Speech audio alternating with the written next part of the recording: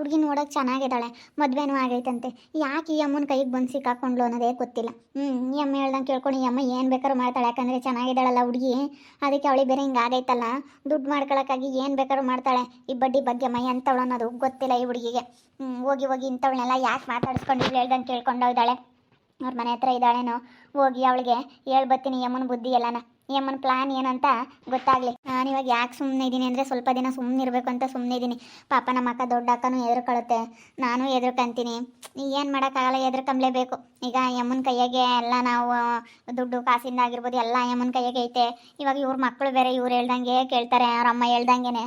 ಅದಕ್ಕೆ ಅತ್ಲಾಗೆ ಏನು ಮಾಡೋಕ್ಕಾಗಲ್ಲ, ಹೇಳ್ದಂಗೆ ಕೇಳಬೇಕು.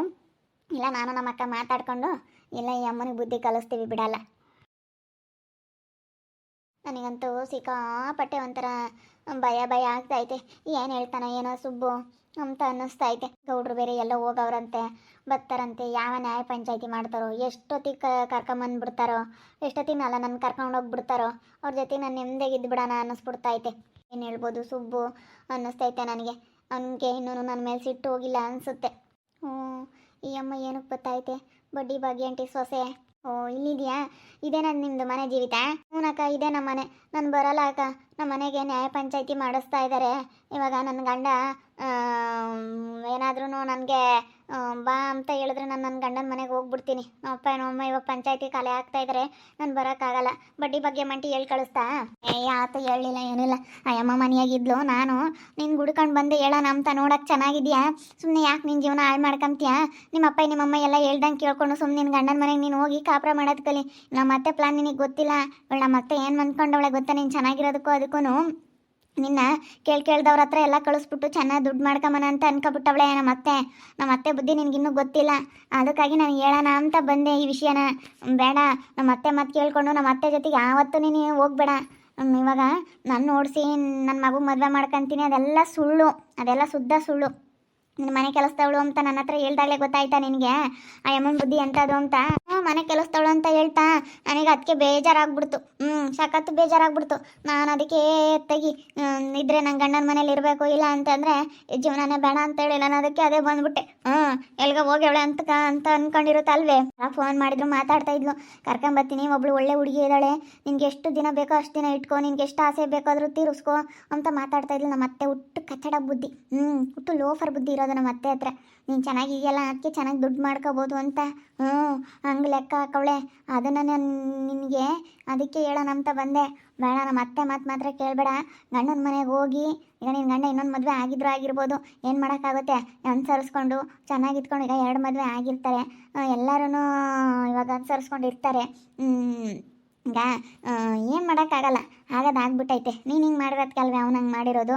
ನನಗೂ ಎಲ್ಲ ವಿಷಯ ಗೊತ್ತಾಯಿತು, ನಮ್ಮ ಅಕ್ಕ ಎಲ್ಲ ವಿಷಯ ಹೇಳ್ತು. ನಾನು ನಮ್ಮ ಅಕ್ಕ ಅದೇ ಮಾತಾಡಿವಿ. ನೋಡ ಹುಡುಗಿಗೆ ಯಾಕೆ ಬುದ್ಧಿಲ್ಲ, ಎಷ್ಟು ಚೆನ್ನಾಗಿದ್ದಾಳೆ ಅಂತ, ಅದಕ್ಕೆ ಹೇಳ್ಬಾರೆ ಅಂತ ಹೇಳ್ತು ನಮ್ಮ ಅಕ್ಕ. ನಾವಿಬ್ಬರು ನಮ್ಮ ಅತ್ತೆ ಇದ್ರೆ ಮಾತಾಡೋಂಗಿಲ್ಲ, ಭಯ. ನಾನೇನಾದರೂ ಮಾತಾಡಿದ್ರೆ ಬರೀ ಹಿಂಗೇನೆ, ಹೋಗು ನಿನ್ನ ಮನೆ ಬಿಟ್ಟು ಹೋಗು ಅಂತ ಹೇಳ್ತಿರ್ತಾಳೆ ನಮ್ಮ ಅತ್ತೆ. ಏನು ಮಾಡೋಣ, ಮಾತಾಡೋಕ್ಕಾಗಲ್ಲ, ಬಿಡೋಕ್ಕಾಗಲ್ಲ. ಹಿಂಗೆ ನಾನು ನಮ್ಮ ಅಕ್ಕ ಇಬ್ಬರು ಅನುಸರಿಸ್ಕೊಂಡಿದ್ದೀವಿ. ನೇಮ್ ಮಾಡೋಕ್ಕಾಗುತ್ತೆ. ಆವಕ್ಕಂತೂ ಎದ್ರಕಮ್ಮತ್ತೆ. ನಾನಿನ್ನು ಮಾತಾಡಾದರೂ ಮಾತಾಡ್ತೀನಿ, ನಮ್ಮ ಅಕ್ಕ ಅಂತೂ ದೊಡ್ಡ ಅಕ್ಕ ಅಂತೂ ಸಿಕ್ಕಾಪಟ್ಟೆ ಎದ್ರಕಮ್ಮತ್ತೆ. ಅದಕ್ಕೆ ನಾವಿಬ್ಬರು ಸೇರಿ ಇನ್ನೂ ನಮ್ಮ ಅತ್ತಿಗೆ ಸರಿಯಾಗಿ ಗ್ರಾಚಾರ ಬಿಡಿಸ್ತೀವಿ, ಬಿಡಲ್ಲ. ಆ ಅಮ್ಮ ಆ ಜೋರು ಮಾಡಿರೋದೆಲ್ಲ ಬಿಡಲ್ಲ. ನಾವೀಗ ತವ್ರ ಮನೆಗೆ ಹೋಗೋಕ್ಕೆ, ತವ್ರ ಮನೆಗೆ ಹೆಂಗಿರೋಕ್ಕಾಗುತ್ತೆ ಹೇಳು?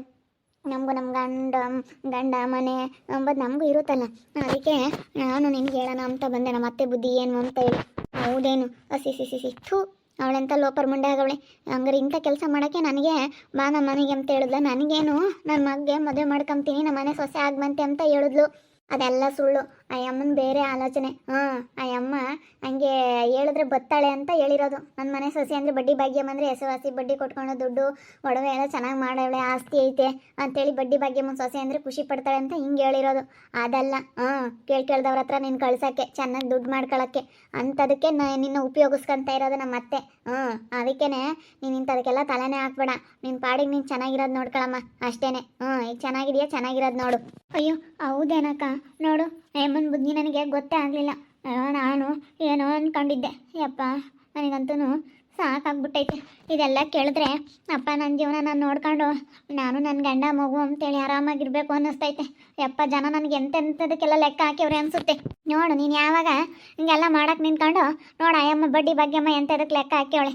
ಅವ್ರ ಸೊಸೆ ಬಂದು ನನ್ನ ತಗೊಂಗಂತು ಯಪ್ಪ ನೋಡ ಬಡ್ಡಿ ಭಾಗ್ಯಮ್ಮ ಆಂಟಿ ಅಲ್ಲ ನೋಡು ಎಂತೆಂಥದಕ್ಕೆ ನನ್ನ ಲೆಕ್ಕ ಹಾಕೈತೆ ಅಂತ. ಅಬ್ಬಾ ಬಾ ಬಾ ಬಾ ಬಾ ಬಾ ಅಲ್ಲ ನಾನು ಏನೋ ಅಂದ್ಕೊಂಡಿದ್ದೆ ಅಬ್ಬ ಇಂಥದಕ್ಕೆಲ್ಲ ಅಯ್ಯಮ್ಮ ಲೆಕ್ಕ ಹಾಕೈತಾ. ನಿಜ ಪ್ರಾಮಿಸಮ್ಮ ಪ್ರಾಮಿಸು. ನನ್ನ ನಾಳೆಗೂ ನಮ್ಮ ಅತ್ತೆ ಆ ಥರದಕ್ಕೋಸ್ಕರನೇ ನಾನು ನಿನ್ನ ಬಳಸ್ಕೊಂತಾ ಇದ್ದಿದ್ದು. ನಮ್ಮ ಅತ್ತೆ ಮಾತು ಕೇಳ್ಕೊಂಡು ನಮ್ಮ ಅತ್ತೆ ಜೊತೆ ಬರಬೇಡ ನೀನು. ನಮ್ಮ ಅತ್ತೆ ಸರಿ ಇಲ್ಲ ಸರಿ. ನನ್ನ ಅತ್ತೆ ಬುದ್ಧಿ ನಿನಗೆ ಗೊತ್ತಾಯ್ತಲ್ಲ. ಇನ್ಮೇಲೆ ನೀನಾಯ್ತು ನಿನ್ನ ಕೆಲಸ ಆಯಿತು ಅನ್ನಂಗಿರು.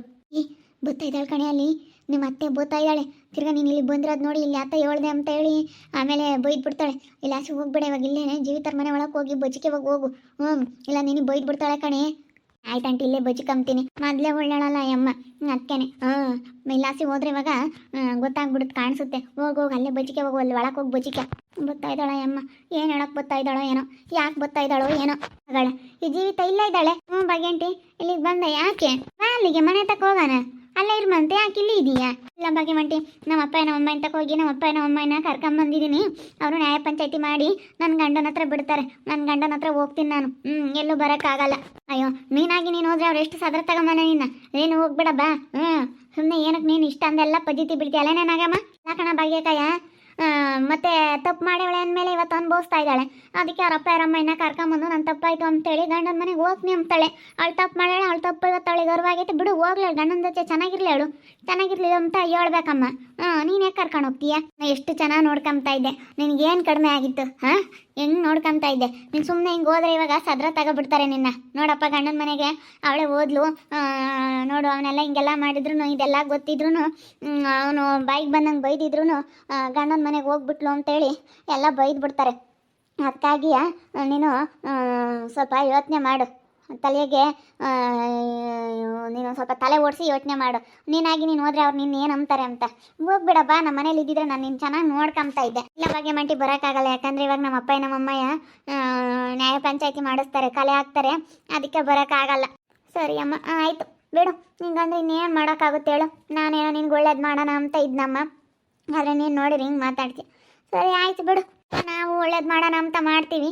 ಆದ್ರೆ ನೋಡಿ ಜನಗಳು ಒಂದಿಷ್ಟು ಇದಿಲ್ಲ ನಮ್ಮನೆ ಕರ್ಕೊಂಬಂದು ಗನ್ವ ನೋಡ್ಕೊಂತಿದ್ದೆ. ಒಳ್ಳೇದು ಮಾಡೋಕೆ ಹೋದ್ರೆ ಜನಗಳಿಗೆ ಇಡೀ ಸಾಲ. ನೋಡ ಅಮ್ಮ ಹೆಂಗೆ ಬಂದು ಹೆಂಗೆ ಮಾತಾಡ್ತಾಳೆ. ಅಕ್ಕ ಬಾ ಹೋಯ್ತು ಅಮ್ಮ ಹೋಯ್ತು ಬಾ ಓದ್ಲೇನು ಯಪ್ಪ ಮನೆ ಹತ್ರ ಹೋಗ್ತಾಳೇನಪ್ಪ. ಇವಾಗ ನಾನು ಹೋಗ್ತೀನಿ ಲಾಸಿನ ಇನ್ನೇನು ಮಾಡೋಣ. ಜೀವಿತ ನಿನ್ನ ಬುದ್ಧಿ ನಿನ್ನ ಕೈಯಾಗಿರಲಿ. ಈ ಅಮ್ಮನ ಮಾತ್ರ ಕೇಳಬೇಡ ಹೋಗ್ಬೇಡ ಈ ಅಮ್ಮನ ಜೊತೆ. ಇಲ್ಲ ಇಲ್ಲ ಹೋಗಲ್ಲ ನನಗೆ ಗೊತ್ತೈತೆ ನಾನು ಹೋಗಲ್ಲ.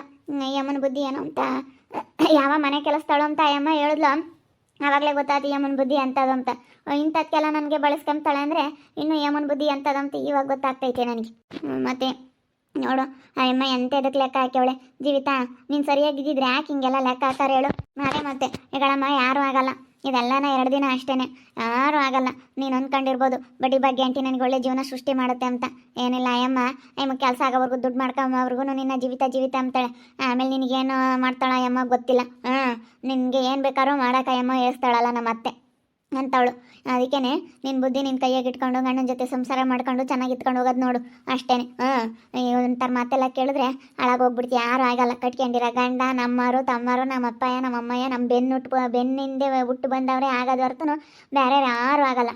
ಏನೋ ಆ ಕ್ಷಣಕ್ಕೆ ತಂದಿಕ್ಕಾಕು ಏನಾನ ಜಗಳ ಮಾಡೋಕ್ಕೂ ಬರ್ತಾರೆ ಹೊರತು ಕಷ್ಟಕ್ಕೆ ಯಾರೂ ಆಗಲ್ಲ. ನಮ್ಮರು ಬಿಟ್ಟರೆ ಯಾರೂ ಆಗಲ್ಲ. ಬೆನ್ನಿಂದೆ ಬಂದಾರೇನೆ ಅಯ್ಯೋ ಅಂಬೋದು ಎಷ್ಟೇ ಆಗಲಿ ಒಡ ಹುಡ್ತಾರು. ನಮ್ಮ ಹಿಂದೆ ಮುಂದೆ ಬಂದಿರಾರೇನೆ ನಮಗೆ ಅಯ್ಯೋ ಅಂಬೋದು ಬೇರೆ ಯಾರು ಅಯ್ಯೋ ಅಂಬಲ್ಲ. ಸರಿ ಆಯ್ತಕ್ಕ ತುಂಬ ಥ್ಯಾಂಕ್ಸ್ ನೀನು ಬಂದು ಹೇಳಿದಕ್ಕೆ. ನನಗೆ ಗೊತ್ತೇ ಆಗ್ತಾ ಇರಲಿಲ್ಲ ಅಯ್ಯಮ್ಮನ ಮಾತುಗಾಲೆ ನಾನು ಮರಳಾಗ್ಬಿಟ್ಟು ನಾನೇನೋ ಅಂತ ಅಂದ್ಕೊಂಡಿದ್ದೆ. ಏನು ಮಾಡೋದಯ್ಯಪ್ಪ ಇವಾಗ ನನಗೆ ಅದೆಲ್ಲ ನೀನು ಹೇಳೋದು ಕೇಳ್ತಿದ್ರೆ ನಾನು ಸುಮ್ಮನೆ ನೆಮ್ಮದಿ ಗಂಡನ ಮನೇಲಿ ಇದ್ಬಿಡೋಣ ಅನ್ನಿಸ್ತೈತೆ. ನೋಡ್ರಿ ಬಡ್ಡಿ ಬಗ್ಗೆ ಮಂಟಿ ನನ್ನ ನಾಳೆ ಯಾವುದೇ ಅದಕ್ಕೆ ಲೆಕ್ಕ ಹಾಕೈತೆ ಎಂತೆಂಥದಕ್ಕೆಲ್ಲ ಕರ್ಕೊಂಡು ಹೋಗಕ್ಕೆ ನೋಡ್ತಾ ಐತೆ. ಅಯ್ಯಮ್ಮ ಬೇಕಾದರ್ಥಗೆಲ್ಲ ಕಳಿಸ್ಕೊಟ್ಟು ನನ್ನ ದುಡ್ಡು ಮಾಡ್ಕೊಂಬೋದಕ್ಕೆ ನೋಡ್ತಾ ಐತಂತಲ್ಲ. ಅಲ್ಲ ನೋಡ್ರಿ ಎಂತೆಂಥದ್ದು ನನ್ನ ಎಲ್ಲಿ ಲೆಕ್ಕ ಹಾಕಿರ್ಬೇಕು ಅಯ್ಯಮ್ಮ. ನಾನು ಹಿಂಗಿರೋದಕ್ಕೆ ಅಲ್ವೇ ಅಯ್ಯಮ್ಮ ಹಿಂಗೆಲ್ಲ ಲೆಕ್ಕ ಹಾಕಿರೋದು ನನ್ನ ಅನ್ನಿಸ್ತೈತೆ. ಅದಕ್ಕೆ ಮತ್ತೆ ನಾನು ಎಲ್ಲಿರಬೇಕು ಅಲ್ಲಿರಬೇಕು. ಆವಾಗಲೇ ನನಗೊಂದು ಗೌರವ ಆವಾಗಲೇ ನನಗೊಂದು ಬೆಲೆ. ನೋಡ್ತಾ ಇರಿ ನೆನನಾಗ್ಬೋದಂತ ಮುಂದಿನ ಭಾಗದಲ್ಲಿ ನೋಡ್ತಾ ಇರಿ. ಹಾಗೆ ವಿಡಿಯೋ ಬಗ್ಗೆ ನಿಮ್ಮ ಒಬಿಪನ್ನ ಕಾಮೆಂಟ್ ಮಾಡಿರಿ. ಹಾಗೆ ವಿಡಿಯೋ ಇಷ್ಟ ಆಗಿದ್ರೆ ಲೈಕ್ ಮಾಡಿ ಶೇರ್ ಮಾಡಿ. ಇನ್ನೂ ಯಾರೇ ನಮ್ಮ ಚಾನಲ್ ಸಬ್ಸ್ಕ್ರೈಬ್ ಮಾಡ್ಕೊಂಡಿಲ್ಲ ತಪ್ಪದೆ ಕೂಡಲೇ ಸಬ್ಸ್ಕ್ರೈಬ್ ಮಾಡ್ಕೊಳ್ಳಿ. ಓಕೆ ವೀಕ್ಷಕರೇ ಧನ್ಯವಾದಗಳು.